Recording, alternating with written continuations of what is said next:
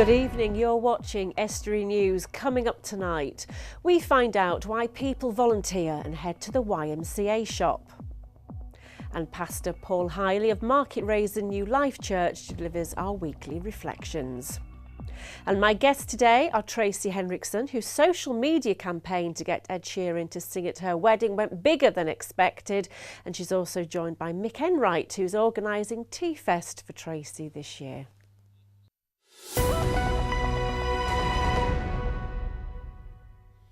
Welcome to Estuary News. I'm Emma Lingard. Now it's over to Dan Kemp for the news headlines. A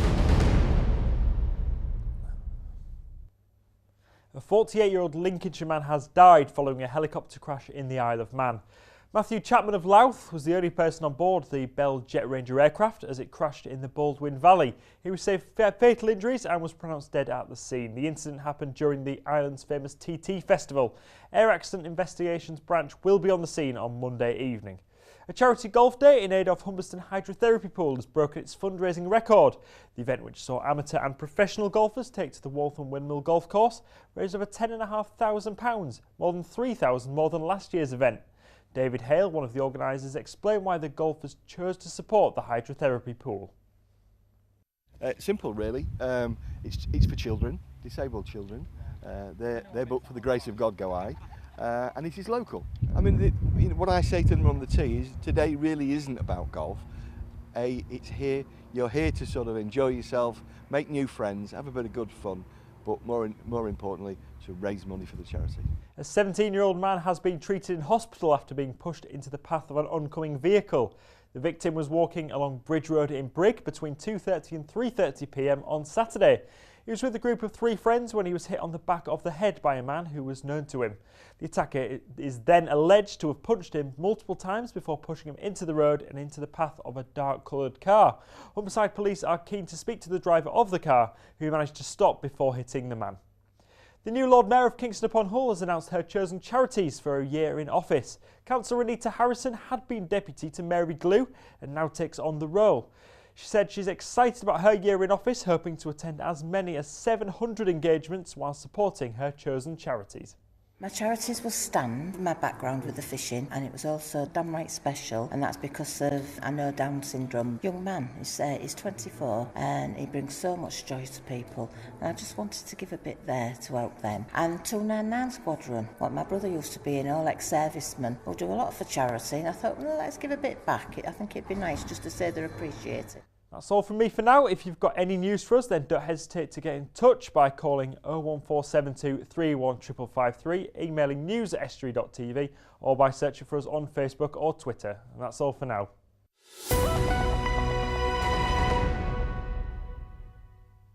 The YMCA is an organisation that depends on the hard work of its 4,500 volunteers nationwide, doing a range of jobs, from helping people directly or raising money for the organisation. And with Volunteers Week this month, they're in the limelight. Dave Nunn went to the YMCA shop on Wingate Parade in Grimsby to speak to the volunteers there about the hard work they do. Volunteers are the vital cog that keep the YMCA turning, and the stories of how people became volunteers are very ordinary. Well, it was through the job centre really. They sort of referred me here to do some sort of work placement, and I started here last August, and I've been ever since really. Basically, I know another volunteer, Kenneth, and I came in to visit him from bringing my daughter home from school, and Matthew, the manager, asked me would I like to do some hours, so I said yes.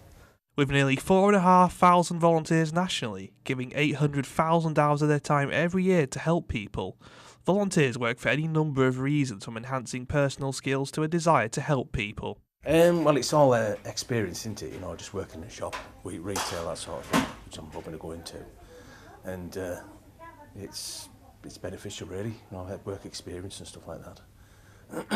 Working in a shop environment as well. It's basically job satisfaction. I'm learning a lot more skills, meeting new people, and I like working with people, being around others. And we have a bit of fun, bit of chat between everyone, and it's just fun. It's fun. Even at the organisation's roots in places like the Wingate Parade shop, the volunteers know how important they are to the shop, local people and the YMCA. I think perhaps it's just new faces. Well, I mean, when people come in with the usual customers, they like the usual, you know, same sort of people that they've got used to really and talk to and that. But I think the main thing is, I think variation, because like a lot of people come in and they talk to you and stuff like that, and you get to know them and that sort of thing, you know. Yeah, because without us it wouldn't exist really. I think, and we need more and more volunteers all the time, so the more we can promote it, the better it is for us. Anyone that wants to volunteer, just come and volunteer. You'll enjoy every minute. You're watching Estuary News. Coming up a little later, we'll be seeing Pastor Paul Hiley for Reflections, and Dan Kemp will bring you the latest sports news and results.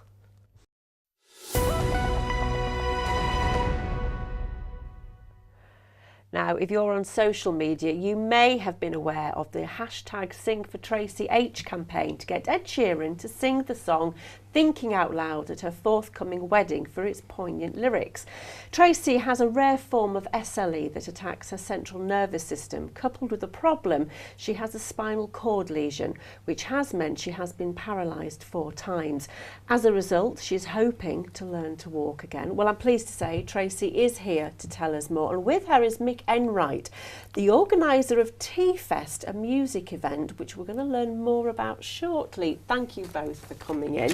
Now, Tracy, I'll start with you. We did do an interview, obviously, with your bridesmaid, Helen, not long ago. Yes. Just tell us, because we know at the time you were in Leeds Hospital, you're now out of there. How are you progressing? It's been a little bit difficult. Progression has been quite slow. We didn't get the neurophysio input that we needed in place, and we've not also had other things in place that would help me progress. So the consultants were talking about trying to get me a place in a neuro rehabilitation centre where I'd go for a few weeks. It's a bit of a battle of a decision, but one that at the moment I don't feel I can take due to my son. I'd already left him for 8 weeks, so I think it's more of a case of I'm going to try and pick this up more at home, fight a little harder, and see what we can get in place at home and see if we can do it from there. Now, those people out there that have been following your Facebook story, because you go on there and you do talk about what you're going through. You know, how has this campaign helped you? Because you've had the Twitter, Facebook. Has it helped see you through days when they've been tough to see? I mean, is it 25,000 followers you've got on Facebook? Yeah, it's incredible. It's helped me immensely. There can be some really dark days. You can be so frustrated. I'm 34 years old with a 2-year-old that wants to be out playing, and you know the weather's been lovely and people are planning days out, and I'm stuck laid on a bed, or you know trying to get a foot to lift off the floor, and to know that you've got that support and backing is incredible. I don't think it can't not lift your spirits to know that you've got people rooting for you, and that's there are no words for it. I say it must be overwhelming at times. It's absolutely overwhelming, and you do feel exposed and you do feel vulnerable, as though you're letting people into a part of your life that you wouldn't normally. And I've been very quiet about my illness for a number of years, and I've always been a very private person about it, and when I've been ill, not let people see me when I'm like that. And to then open it up to such a large audience it's intimidating, and you do feel as though you are exposing yourself and you are vulnerable, but the rewards that you get outweigh it.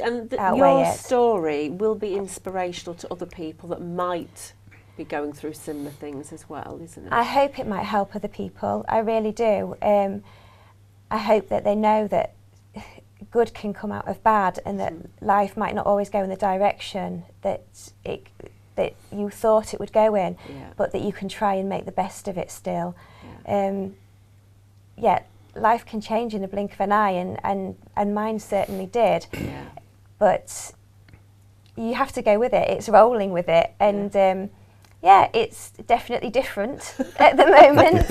Just explain to us then, Ed Sheeran, as I mentioned, that particular song has got significance. So what is the significance of those lyrics? Well, basically the song came out last year, I think now. Yeah, it must have been last year. And I remember first hearing it, and I was listening to the same radio station as my fiancé Glyn was, and I got a phone call from him saying, "Have you heard this song? Did you hear the first line?"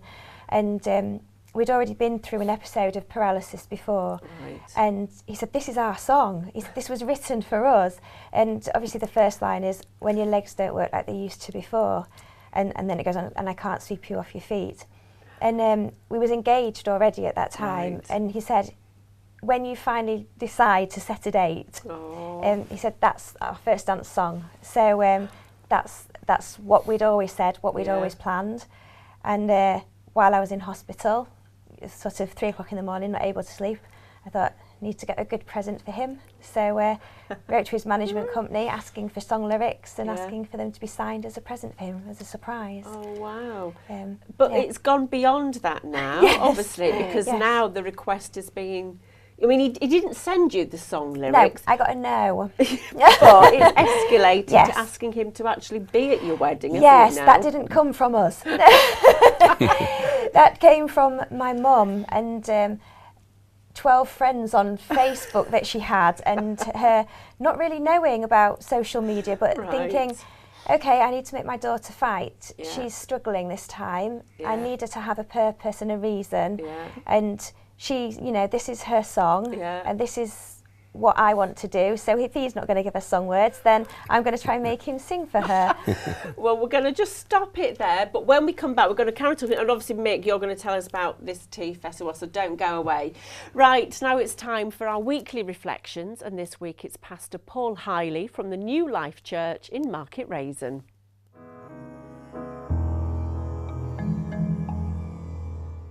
Everything stands or falls by leadership, so we're told.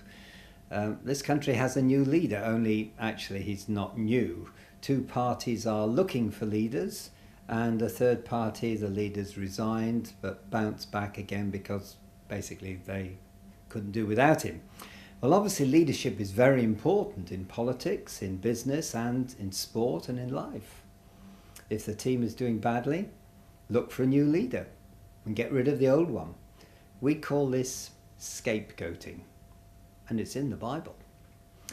Aaron, the brother of Moses, would bring forward a live goat, lay his hands on its head, and confess over it all the wickedness and rebellion of the people of Israel. Then the poor goat would be allowed to escape into the wilderness, carrying this heavy burden on its head. If only it were that simple. We're too quick to look for scapegoats. Let's not think that any of our leaders will be able to carry all the weight of making a success of the country, the business, the team, whatever it is. We must all take responsibility for our own mistakes and not keep looking for some poor goat to blame. Now in the studio, still with me, are Tracy Henriksen and Mick Enright, and we're talking, of course, about this big campaign, Tracy. We heard earlier about, obviously, why it started. Mick, bring with you, you've been brought into this now, because explain to us, we know you for Cleefest, but what's Tea Fest all about? Well, Tea Fest is about Tracy. She named it Tea Fest before Cleefest. That was her and the mates. It's obviously putting a group of people together. And one of the things we've done mainly is get an Ed Sheeran tribute. A guy from London, a guy called Jack Shepherd. He's coming up to do an hour, and we're putting other bands in around the old days. So the old days about Tracy. It's about projecting their image, about projecting, come on Ed, come to this girl's wedding. Even do a link, but do something. He's a Yorkshire boy, isn't he? I believe so. Well, hey, come on, we're down in Lincolnshire. It's not far to come, is it? Hey? Just get on the bike and come down here. Yeah, because you hear so many pop stars these days do things like that. Is it Gary Barlow that's just Gary Barlow did, take that wedding tour, hasn't he? So what? We're there that night, 5 till 10:30 at Meridian. It's going to be her day, and she's going to talk to people. because once she's away, that's it. You know what I mean? She's away. But it's important people know about what's happening with Tracey, what the disease is about, what it's doing to her life, and it changes everything completely. And if we can't put that together that day, and we'll get her up on that stage with a look at bird share, and trust me, we will. We'll do so. You know, it's got to be. It'll be a big fab day. I mean, what other bands have you? Are they local bands that will also be performing? Got the Idols, Dean Fox, got Beth Portis, the Fanatics, Acoustic and Alcohol. Yeah. Obviously, we're fitting it all day together, fitting everything in. At the moment, we're full. Right. People have been fantastic. Wow. Well, don't pay. We're going to come along and do this. Yeah. Can we sing? Wonderful. You know what I mean? Yeah. There's a rare talent there, isn't it? It's going to be, you know, all our friends are going to come. So you know, it's going to be the big occasion that we're going to make that occasion. Yeah. We've got the stage there. We've got the lighting. We've got the sound. We've got everything. And we're having Tracey there. Yeah. And Ed Sheeran. Fab. And have you had an input in any of this at all then, Tracey? Yes, well, kind of. No, I mean, I got approached by Mick so kindly, and it was a shock and such a lovely offer. And I've been blown away, really, and it's just been absolutely lovely. And I ring him up all excited when I hear, oh, we've got so-and-so, and he gets a Sunday night phone call, and it's like, Tracey. That is fabulous. And just to clarify then, Tea Fest itself is on July the 24th at Cleethorpes Meridian Park, isn't it? Starting at 5 p.m. till 10:30. And they can buy tickets locally? They'll be able to buy tickets locally at Soul Entertainments and the tourist information. We'll be distributing them out shortly. The tickets are not on sale yet, but when they are, they'll be hot. Brilliant. Well, thank you both for coming in. Mick for organising it, and Tracey for telling us your story. Thank you so much. Please keep in touch. We will do. Will do. Yes. Thank you. Thank you.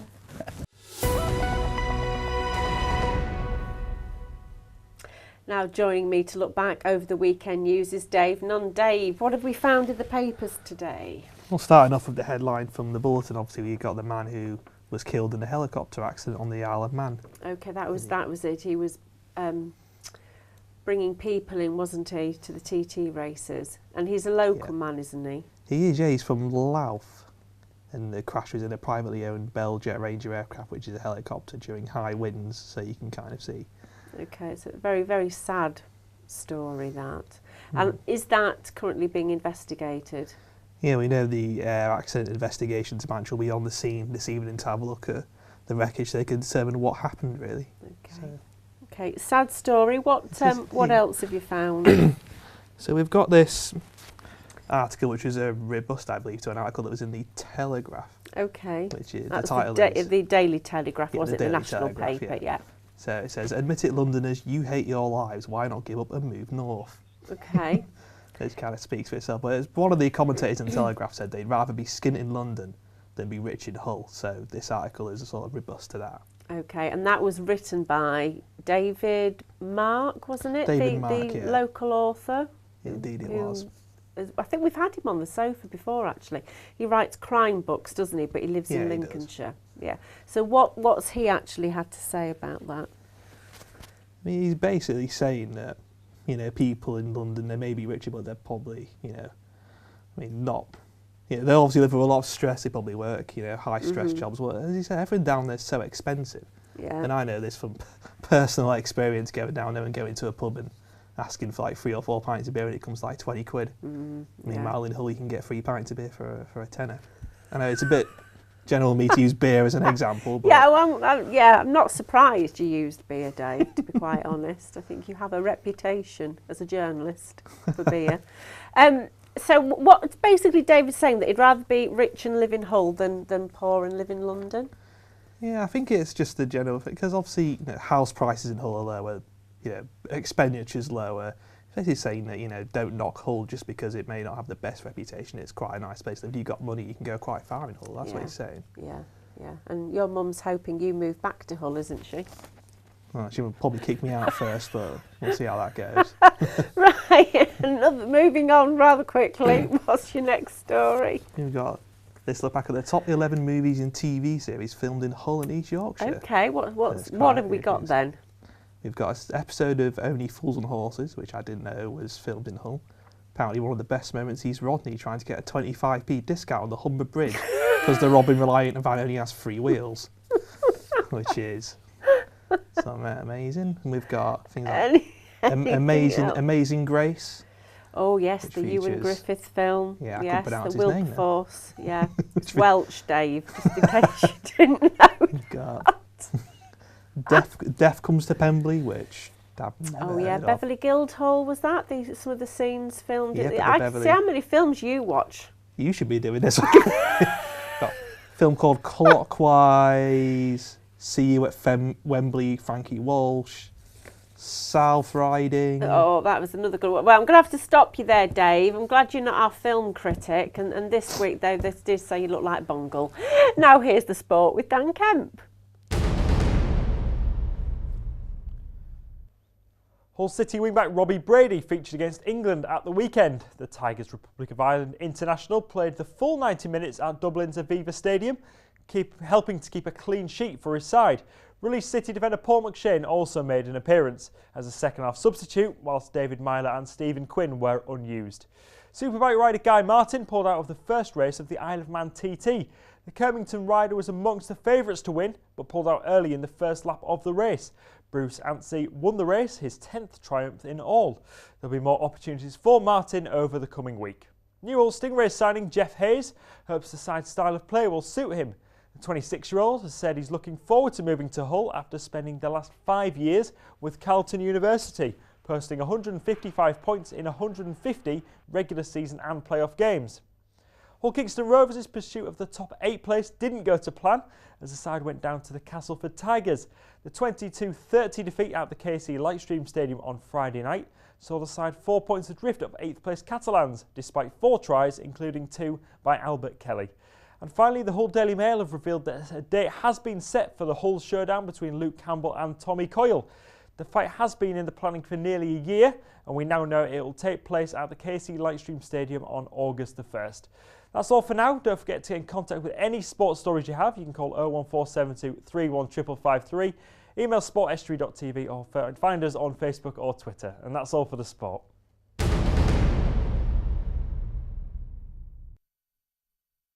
And that's all we've got time for tonight. Thank you to my guests, Tracy Henriksen, Mick Enright and Dave Nunn. If you have a news story, visit our Facebook or Twitter pages or email news@estuary.tv or phone Grimsby 315 553. Goodbye.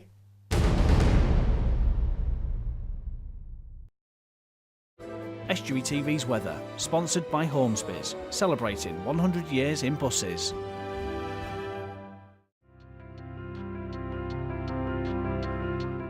Hello and welcome to Estuary TV's weather. Tuesday will be dry across the region with some sunny spells, feeling pleasant inland with light winds, although cooler near the coast as onshore breezes develop, and a maximum temperature of 16 degrees Celsius. Generally dry on Wednesday with some sunny spells, warm by day but some chilly nights ahead.